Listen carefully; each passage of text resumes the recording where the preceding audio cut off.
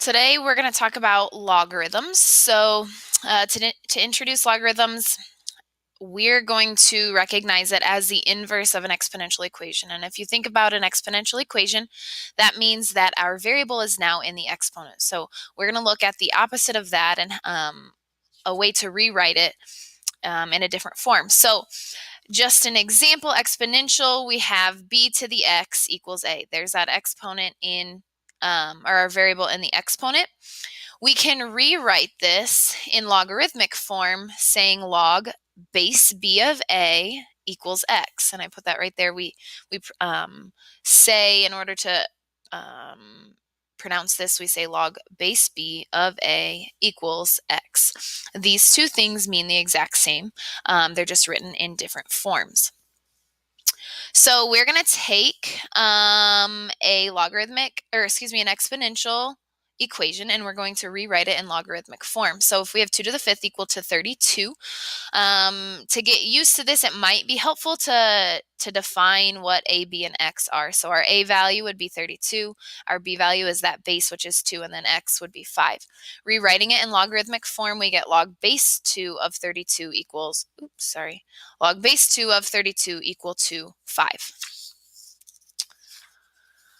Just a few more examples. 5 to the first equals 5. That's an exponential equation. We can rewrite it in logarithmic form to look like that.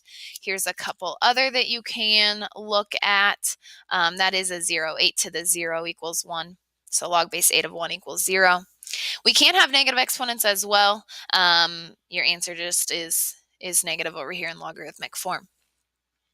Okay, if we can go from exponential to logarithmic, we can also go in the opposite direction. So we can rewrite a logarithmic equation into exponential form. So log base 10 of 1,000 equals 3. Remember, this is the base of that exponential equation. Here is your power. So it would be 10 cubed equals 1,000. Okay, 3 to the x equals 81.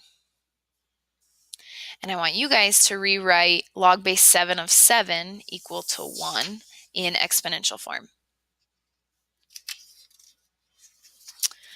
Finally, one more thing that we're going to talk about is called the common logarithm. So this is going to be a logarithm that always has base 10. Because it's a reference logarithm, it's a common logarithm, we don't ever have to write the base. When you see log, you just assume that it has base 10. Your calculators also use this common logarithm, so your logarithm button on your calculator is assumed to be log base 10.